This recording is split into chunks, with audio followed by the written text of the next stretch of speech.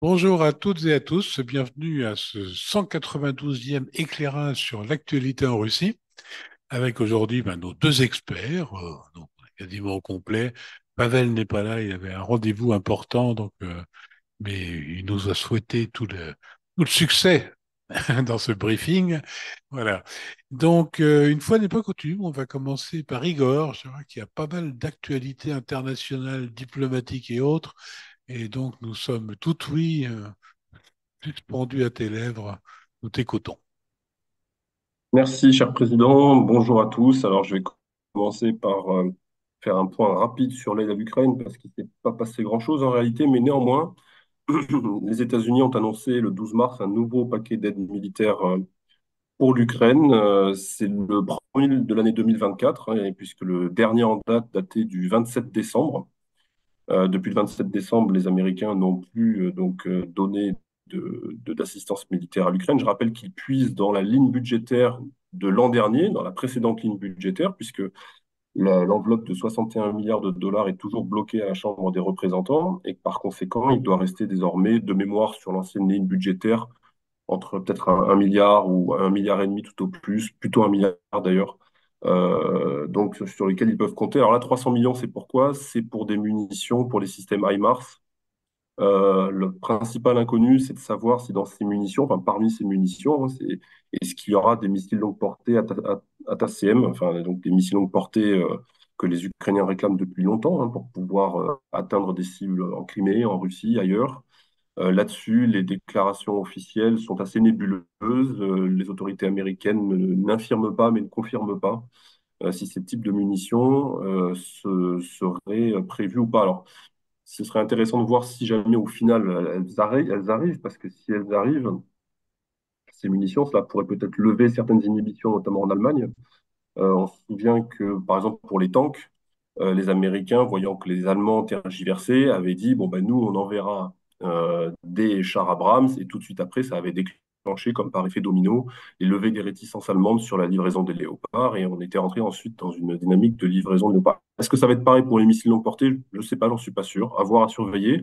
Ce qui est sûr, c'est que les livraisons de missiles longue portée Taurus qui sont demandées à l'Allemagne, voire exigées à l'Allemagne de la part de certains pays européens, continue à poser problème à Berlin, puisque je crois que c'est encore aujourd'hui ou hier qu'un vote a été soumis au Parlement allemand qui a donc voté contre la livraison de ces missiles à l'Ukraine. J'en viens maintenant à l'actualité du côté de la France, avec la poursuite, j'allais dire, de ce feuilleton autour des déclarations du président français sur la possibilité, ou plutôt le fait qu'on n'excluait pas l'idée d'envoyer des troupes en Ukraine.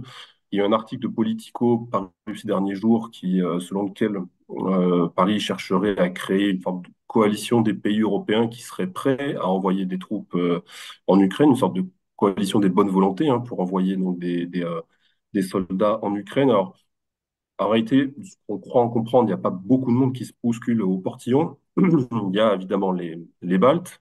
On comprend bien que ce n'est pas beaucoup de monde, mais les autres pays européens, l'Italie, l'Espagne, les Anglais aussi, même s'ils ne sont plus dans l'Union européenne, on se sont déjà désolidarisés, ont réaffirmé qu'ils n'enverraient personne. Les Américains ont expliqué assez rapidement qu'ils n'enverraient pas non plus un seul soldat, et les Polonais tergiversent. On voit qu'il y a des idées un petit peu des tiraillements, mais qu'il n'y a pas de consensus sur le sujet.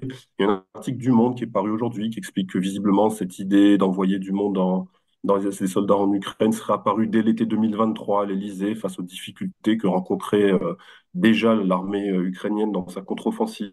Donc il y a une espèce de cheminement en fait depuis l'été dernier jusqu'à aujourd'hui à ce sujet-là.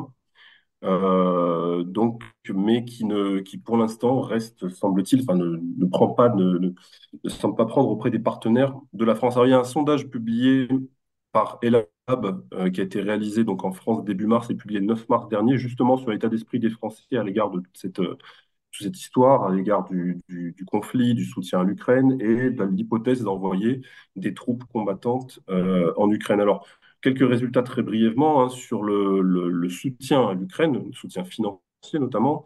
39% des Français affirment qu'il doit être maintenu en l'état. On ne doit pas en faire moins, mais on ne doit pas en faire plus.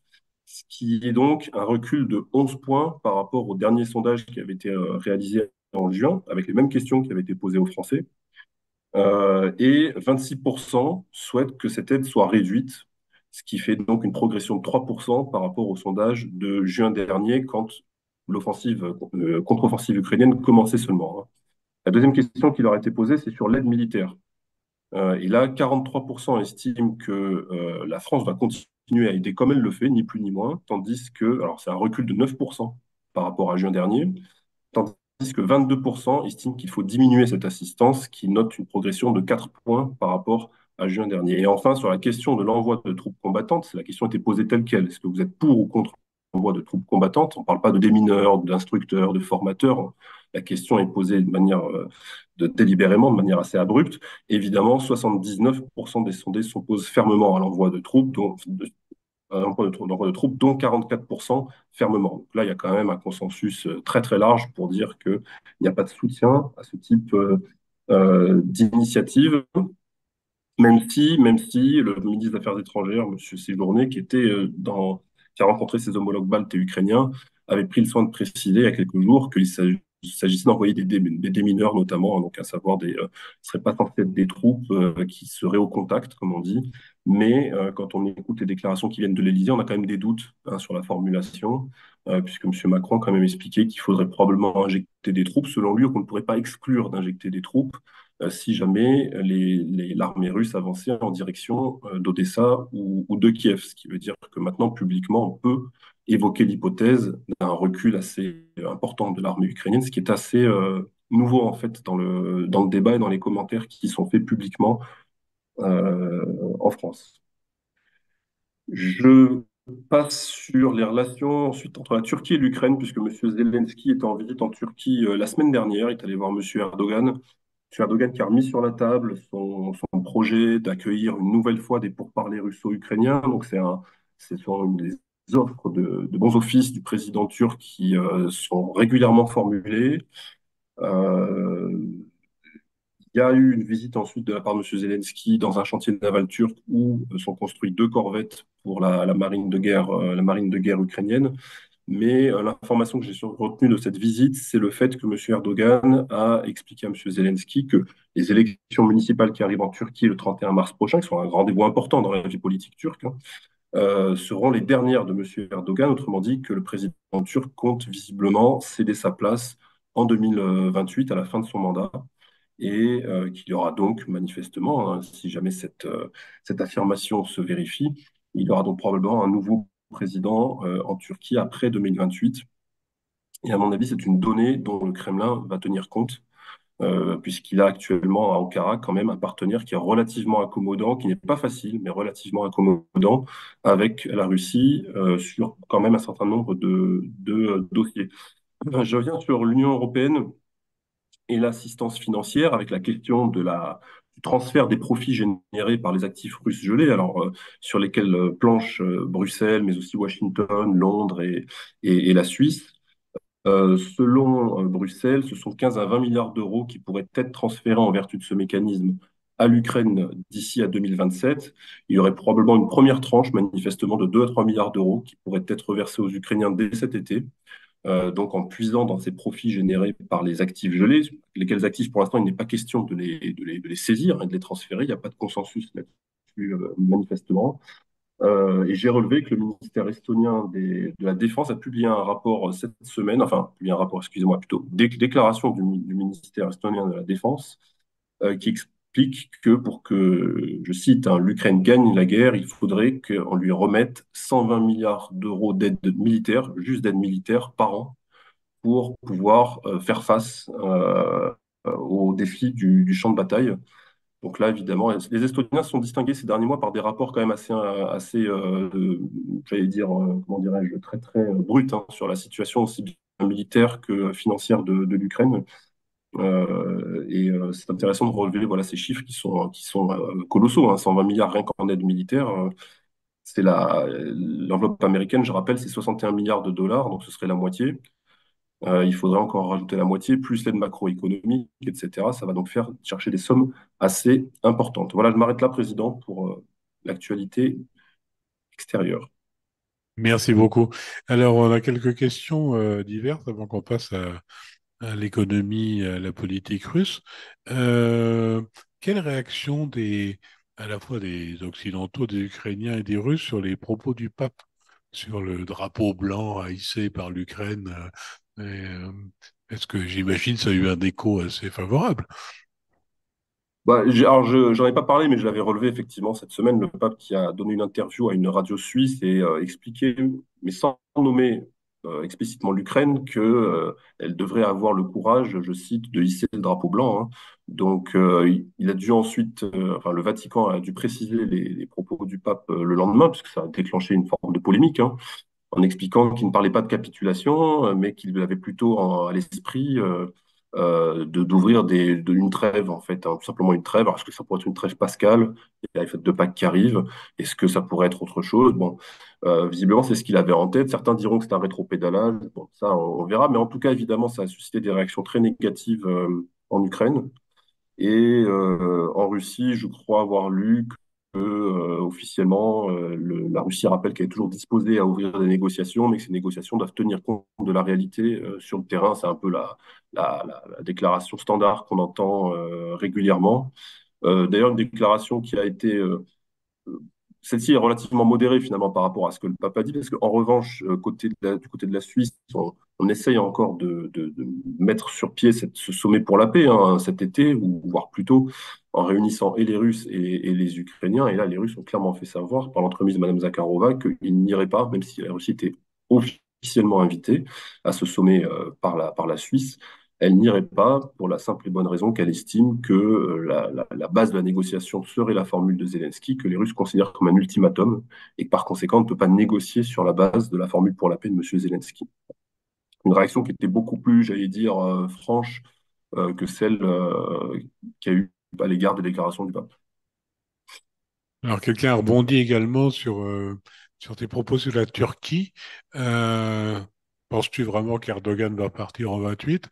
Et quelle est la crainte des Russes d'avoir quelqu'un, enfin, qu'il y ait une alternance en Turquie ou que ce soit plus une question de personnalité, même que ce soit un successeur, mais qu'il ne soit pas aussi accommodant? Bon, en 2028, c'est que ça paraît quand même loin, et la vie politique turque est quand même assez agitée. C'est un pays qui se trouve quand même cerné par de nombreux défis. Ils ont des défis économiques qui sont énormissimes, mais bon, admettons que M. Erdogan souhaite réellement partir et qu'il voilà, et qu'il quitte réellement le pouvoir en 2028.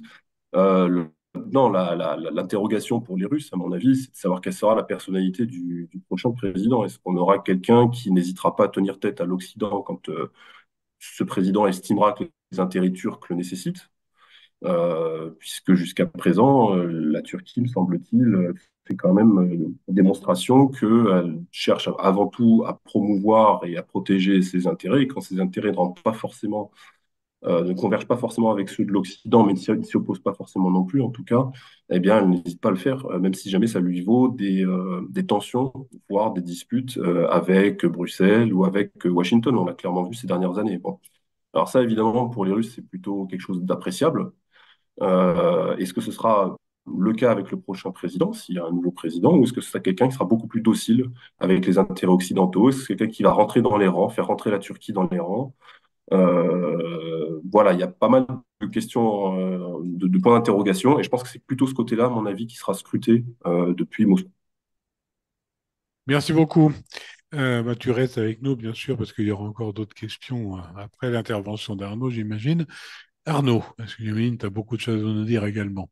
Quelques petites choses, en tout cas, dans le domaine économique, avec le volume des échanges entre la Russie et l'Afrique, qui a atteint l'année dernière un peu plus de 25 milliards de dollars, contre 18 milliards en 2022, donc une progression.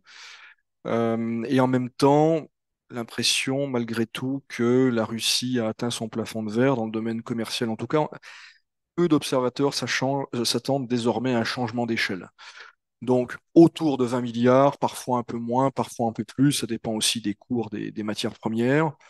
Bon, la dynamique à la baisse est arrêtée, et c'est important pour la Russie de montrer que bon, la courbe reste ascendante, mais malgré tout, je maintiens personnellement que la Russie a rattrapé l'essentiel de ce qu'elle pouvait rattraper sur le continent, et que désormais, il lui sera beaucoup plus difficile d'accroître ses parts de marché ou son influence politique.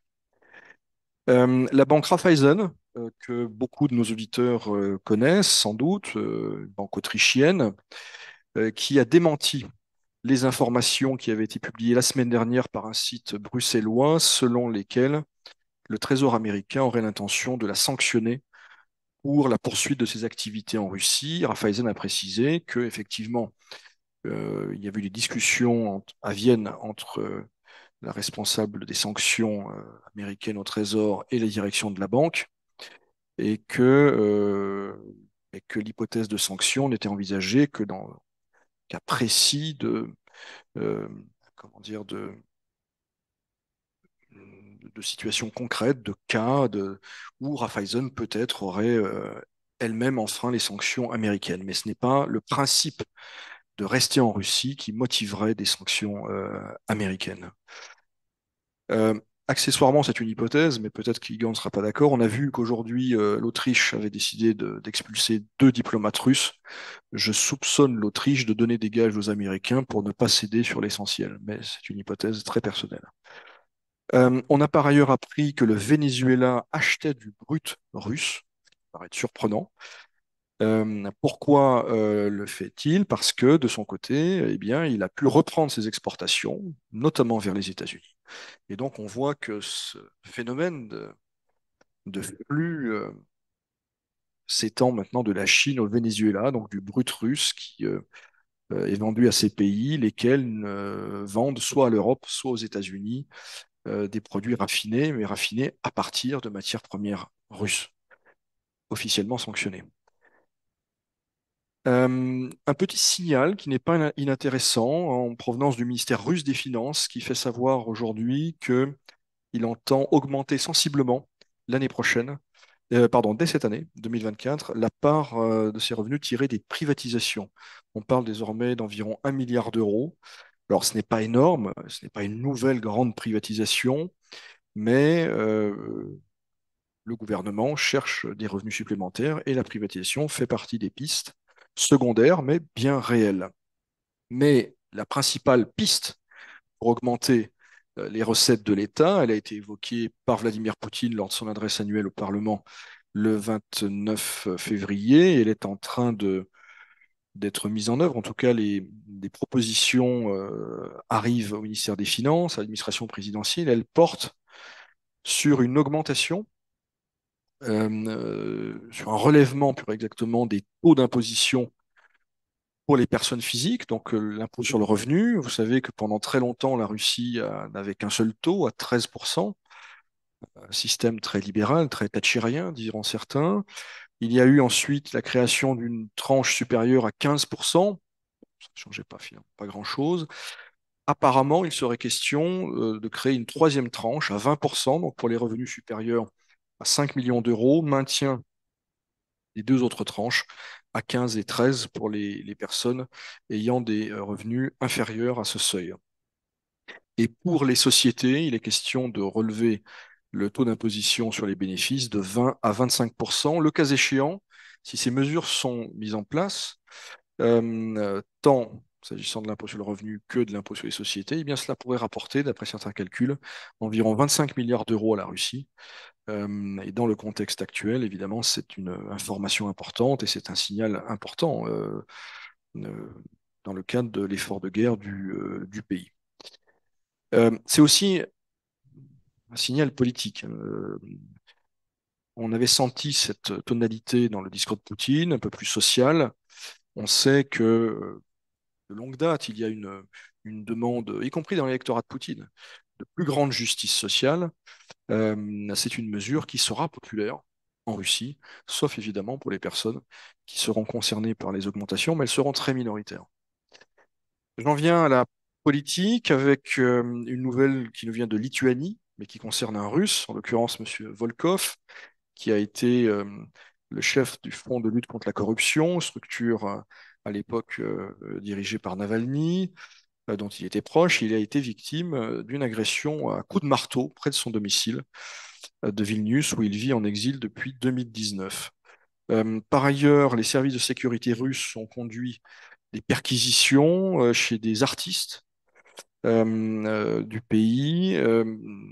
Les services de sécurité voulaient savoir, connaître la nature de leur relation avec Monsieur Verzilov, qui est un agent étranger, entre guillemets, du ministère russe de la Justice, et qui surtout est un ancien producteur du groupe Sirayot et éditeur du média d'opposition Mediazone.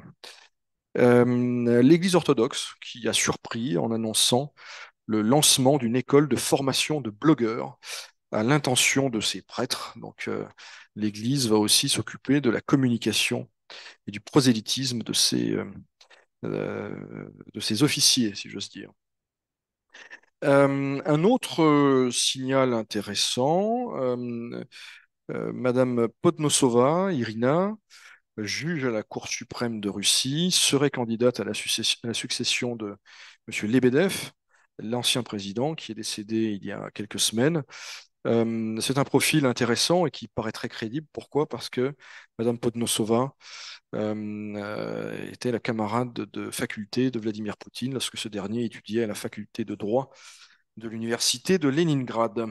Donc, on peut penser qu'ils se connaissent de très longue date et que cette dame jouit de la confiance du président de la Russie.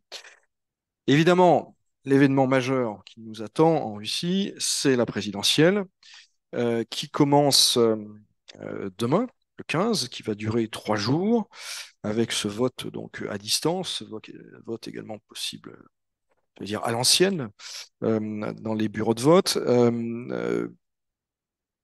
Que faut-il en attendre? Je dirais pas beaucoup de surprises. Les deux enjeux réels, c'est la participation et la deuxième place. Pour ce qui est de la participation, on croit savoir que le pouvoir souhaiterait évidemment qu'elle soit la plus élevée possible, parce qu'il y a une dimension plébiscitaire, voire référendaire dans cette consultation. Je rappelle que la dernière fois, en 2018, le taux s'était élevé à 67,5. On verra si c'est plus cette fois-ci. Si c'est plus de 75, évidemment, cela suscitera certaines questions. La deuxième place, certains sondages montrent une dynamique en faveur de M. Davankov, qui est le jeune, 40 ans, candidat de Jean Nouveau. Mais ce que l'on sait de façon générale, c'est que l'électorat communiste est mobilisé. Alors, il est, certains diront résiduel, parfois moins. Mais il y a un noyau dur dont on imagine mal qu'il descende à moins de 5%. Et on croit savoir aussi, en tout cas c'est ce qui se dit sur les réseaux sociaux, les chaînes Telegram, anonymes ou pas, que des structures puissantes à Moscou souhaiteraient, elles, que ce soit M. Slutsky qui obtienne cette deuxième place et non pas M. Davankov, ni le candidat du Parti communiste. On verra bien. Ce qui paraît acquis, en tout cas, c'est que Vladimir Poutine fera plus que la dernière fois, c'était 76 et quelques, sans doute entre 80 et 85, et que les trois autres candidats vont se partager les 15% restants, à peu près à égalité, à mon avis.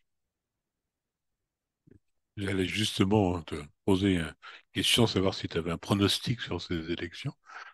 Et voilà, je pense que tu l'as donné. J'aime Euh, devancer tes désirs, président, tu le sais. Pardon? J'aime devancer tes désirs, tu le sais, président. Merci, merci. Oui, ceci dit, c'est assez intéressant, ce fameux Dalenkov. S'il dépasse 10%, quel genre de signal ça peut envoyer? 10%, je n'y crois pas, et il n'aura pas, non, ne laissera pas avoir 10%.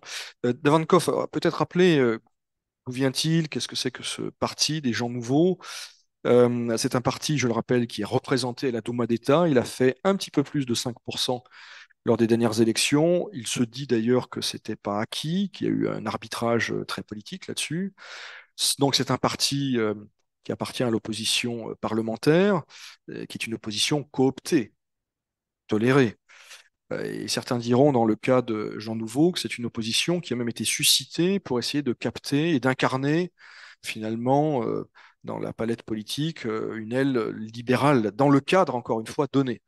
Et M. Davankov, qui s'est présenté au présidentiel, au municipal de Moscou à l'automne dernier, voilà, a été mis en avant. Ce n'était pas le candidat naturel du parti. Son chef, M. Netchaïev, ne voulait pas y aller.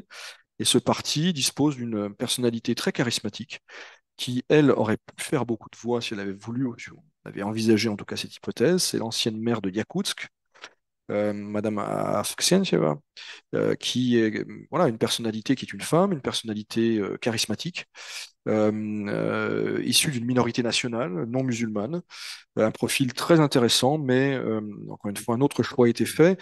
Monsieur Davankov, je dirais, explore tous les jours les limites de ce qu'il est possible de dire et de faire dans le cadre actuel, en faisant entendre une petite musique assez différente, évidemment, des communistes et de Monsieur Slutsky.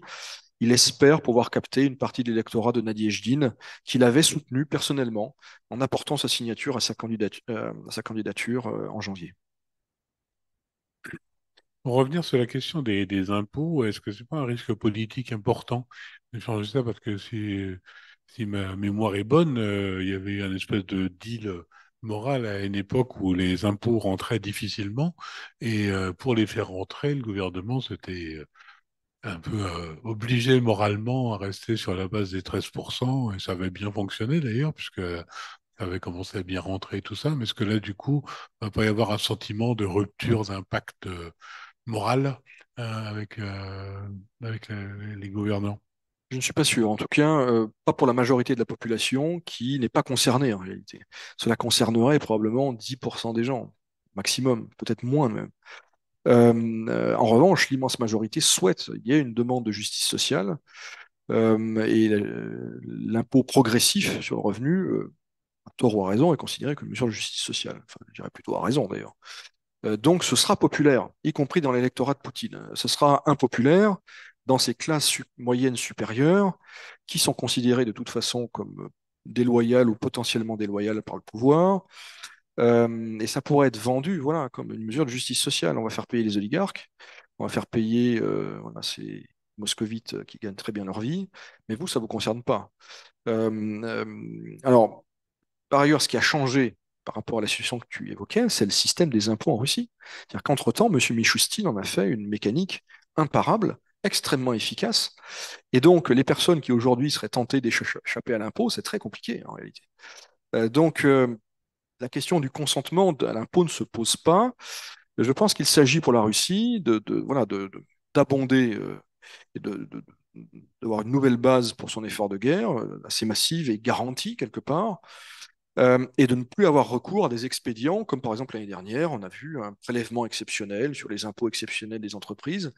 Là, les choses seront posées, peut-être d'ailleurs de façon assez durable, en tout cas jusqu'en 2030, et prévisible. Mais je pense que ce sera populaire en réalité, parce que majoritairement perçu, et spécialement par l'électorat de Poutine, comme une mesure de justice sociale. Les communistes régulièrement attaquent, alors non pas Poutine, mais les oligarques, les riches. Voilà, là c'est quelque chose, c'est aussi un moyen de couper l'herbe sous le pied des communistes et des forces politiques pouvaient tenter de jouer cette carte un peu populiste. Et tout ça renvoie encore une fois à l'imaginaire, enfin à l'imaginaire et à la réalité des années 90, hein, sur la constitution des richesses dans le pays, sur le caractère légal et juste de tout ça. Donc, non, je pense que ce sera populaire majoritairement pour les sociétés. Bon, les sociétés feront ce qu'on leur dit de faire, en particulier les grands groupes. Ce qu'il faut savoir, c'est qu'en Russie, ce qui compte, c'est les grands groupes qui pèsent beaucoup plus lourd qu'en France en termes économiques, en termes d'emploi. Et là, ce sont des discussions très directes entre le Kremlin et ces grands groupes, parfois via le RSPP, qui est le MEDEF local. Mais je pense que même les oligarques ou les grands capitaines d'industrie préféreront avoir une règle du jeu au moins à 5 ans, claire, que de négocier tous les ans des prélèvements exceptionnels. Très bien. Il y avait une nouvelle du jour aujourd'hui, c'est la mort du numéro 2 de Lukoil. Semblerait être un suicide. Est-ce que ça va alimenter la machine à fantasmes ou est-ce que c'est juste un fait divers? C'est un fait divers enfin, c'est une tragédie, puisque quand il y a une mort d'homme, c'est toujours une tragédie, mais je croyais que les médias à sensation s'étaient lassés de cette saga. Ce n'en est pas une d'ailleurs. Et encore une fois, on ne parle pas d'un oligarque, on parle d'un cadre supérieur d'un grand groupe, mais c'est quelqu'un que personne ne connaît au-delà de ses collègues, il faut quand même le rappeler. Donc non, je pense que c'est pas sérieux, il faut arrêter. Il faut arrêter. Enfin, nous, on ne va pas alimenter ce feuilleton. Nous nous en garderons bien. plutôt une question pour Igor, je pense. Où on en est la situation en mer Rouge avec notamment les câbles sous-marins, parce que c'est un gros problème. Et ça semble être un peu calmé de ce côté-là. Est-ce que c'est une intervention un peu des puissances diverses qui ont demandé aux Houthis de se calmer sur les câbles sous-marins, ou est-ce que simplement un manque de capacité? Non, mais sur les câbles sous-marins, bon, peut-être rappeler qu'effectivement, il y a récemment des câbles qui relient en gros l'Inde au continent africain, notamment pour l'Internet, qui ont été visiblement endommagés, les câbles sous-marins donc. Mais qu'auparavant, d'autres types de câbles avaient aussi été endommagés dans le cadre de cette crise en mer Rouge, hein, qui met aux prises les Houthis d'un côté disons, une coalition de pays occidentaux qui cherchent à rétablir la liberté de navigation en mer Rouge et dans le détroit de la mer Rouge. Et en revanche, ce que j'ai vu passer, alors je ne peux pas vous dire si c'est authentique ou pas, mais c'est des déclarations selon lesquelles les Houthis auraient mis la main sur les technologies de missiles hypersoniques. Alors ça, évidemment, si jamais c'est vrai, et s'ils savent utiliser ces missiles hypersoniques, hein, ce dont j'ai un peu des doutes quand même, pour tout vous dire, hein, mais faut attendre des vidéos. Après tout, ils publient quand même leur fait d'armes. Donc on verra si jamais c'est authentique ou pas, mais si jamais ils ont mis la main sur des technologies hypersoniques, notamment pour des missiles anti-surface, ça va quand même changer profondément la donne dans le golfe d'Oman, et en mer Rouge. Alors là, la portée des missiles, j'allais dire, ne compte peut-être pas vraiment parce que vu la fulgurance de la munition et le fait qu'on ne peut pas l'arrêter, menacer tout simplement la circulation dans la mer Rouge, enfin dans le détroit, ce sera largement suffisant sans même aller taper en mer d'Arabie ou au-delà. Et ça pourrait quand même, évidemment, être un très très sérieux défi pour la navigation, notamment la navigation occidentale ou sous pavillon occidental à destination d'Israël ou pas spécifiquement, puisqu'à l'origine, je rappelle que les Houthis font tout ça pour, soi-disant, donc frapper les intérêts israéliens dans le cadre de la crise que l'on connaît tous à Gaza. Bon, sauf qu'évidemment, le contexte s'est élargi. Alors, on sait que les Iraniens ont quand même la maîtrise de certaines technologies de missiles qui peuvent être proches de l'hypersonique. Maintenant, de là à dire qu'ils les aient transférés aux outils et qu'il y ait des missiles, ça, une fois de plus, on ne sait pas. Mais ça, plus que les câbles, ça pourrait devenir vraiment un très gros problème pour la circulation et pour les bateaux militaires britanniques ou américains ou autres qui croisent dans la zone, justement dans le cadre de cette coalition qui s'est montée fin 2023, début 2024, pour mettre fin justement aux agissements des outils. On a l'impression, mais je pense au contrôle, Igor, qu'il y a quelques semaines, les Chinois avaient demandé aux Iraniens de calmer un petit peu le jeu, en tout cas de calmer les outils. Et on a l'impression aujourd'hui que, comme à Gaza, on s'installe dans quelque chose d'assez long. C'est-à-dire que les Britanniques et les Américains ne parviennent pas à réduire les Houthis, pas plus que les Saoudiens dans un autre contexte auparavant, et que cette menace, elle peut durer en réalité. Ça peut devenir un contexte stratégique régional durable. Oui, oui. Oui, je suis assez d'accord. Et ce qui est sûr, c'est que les campagnes de frappe qui ont été réalisées par les Britanniques et les Américains n'ont pas donné les résultats qui devaient être escomptés. Qu'en réalité, on s'aperçoit qu'il faudrait des campagnes beaucoup plus longues, beaucoup plus ciblées, donc beaucoup plus chères, pour tenter d'enrayer justement cette menace présentée par ces outils. Et ici, voilà, enfin, une fois de plus, ça a débuté pratiquement dans le sillage du 7 octobre, en fait, hein, donc dernier trimestre 2023, et que là, on va rentrer dans le deuxième trimestre 2024, et que ça continue. Et évidemment qu'il y a un lien direct avec ce qui se passe à Gaza, et donc, évidemment, la meilleure façon, soi-disant, de mettre un terme à ce qui se passe en mer Rouge, ce serait qu'on trouve une solution, une porte de sortie pour ce qui se passe à Gaza. Alors, pour l'instant, là-bas non plus, on ne voit pas la fin du tunnel, sans mauvais jeu de mots. Donc, le fait est qu'il y a certaines personnes, notamment en Israël, qui préfèrent attendre l'élection américaine, hein, pour des raisons à peu près évidentes. C'est que si M. Trump gagne en novembre, cela ferait plutôt les affaires de M. Netanyahou. En tout cas, c'est ce que M. Netanyahou semble croire. Et donc, il serait tenté, selon certaines théories, de jouer la montre, de faire durer cette crise parce qu'il préférerait avoir affaire à une administration républicaine emmenée par Trump plutôt que de devoir encore discuter avec l'administration démocrate qui couvre globalement quand même les agissements d'Israël, mais comment dirais-je, n'est pas aussi accommodante que le serait une administration républicaine. Donc oui, je rejoins sa théorie évoquée par Arnaud. Tout ceci pourrait devenir chronique dans les mois qui viennent.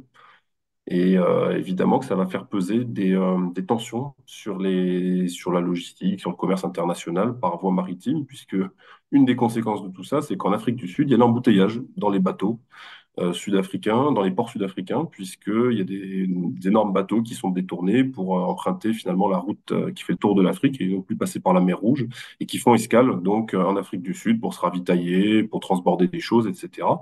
Parce qu'il doit générer des revenus pour les Sud-Africains, probablement, mais ils n'arrivent pas à faire face, je peux pas comprendre, hein, ils n'arrivent pas à faire face au flux de navires et à traiter correctement ce flux de navires et de marchandises. Surtout que Pavel, il va de temps en temps et rajoute à l'embouteillage. Ça rajoute encore, voilà, des On choses. redécouvre le sens du Cap de Bonne-Espérance et à l'inverse, l'Égypte pâtit. Il y a des chiffres qui Ouais. sont sortis de la réduction des flux, évidemment, par le canal de Suez. Et, voilà, la question, c'est évidemment le maître du jeu, c'est l'Iran, puisque c'est eux qui fournissent les outils. Il peut faire pression sur l'Iran actuellement dans le monde. Bah, les Chinois, on l'a dit, hein, parce que bon, ceux qui tiennent un peu les cordons de la bourse, il y a des investissements colossaux en Iran. Ils ont montré qu'ils avaient suffisamment de levier pour faire se parler officiellement les Iraniens et les Saoudiens. Donc, les Chinois, c'est sûr. Les Russes, beaucoup moins depuis le 24 février, c'est certain. En réalité, moi, je pense qu'il y a seulement les Chinois. Et ça, les Iraniens le comprennent bien, ça. Il y a aussi une question qui est plus fondamentale, c'est la réalité de l'influence des Iraniens sur leurs relais locaux. Que ça vaut pour le Hezbollah, ça vaut pour les Houthis, et il semblerait que dans le cas des Houthis, c'est pas un contrôle total. C'est ça aussi partie du problème. Ouais, c'est la réalité du contrôle des proxys. Mais ça, c'est les Iraniens en font l'expérience, mais d'une manière générale, c'est une réalité qui semble assez générale, c'est-à-dire la limite de contrôle qu'on peut avoir sur ces proxys, effectivement, qui ont leur propre agenda à un moment donné. Merci beaucoup à tous les deux pour vos éclairages, toujours passionnants, toujours fouillés et précis. Fin donc de son 192e briefing. Nous nous retrouvons comme toujours jeudi prochain. Ce sera intéressant parce que les élections seront passées. Donc ce sera l'occasion de vérifier la qualité des pronostics euh, Si tu veux me d'Arnaud. virer, c'est la semaine prochaine. Voilà. Et bien, comme toujours, la CCI France-Russie se tient à vos côtés. Tenez bon.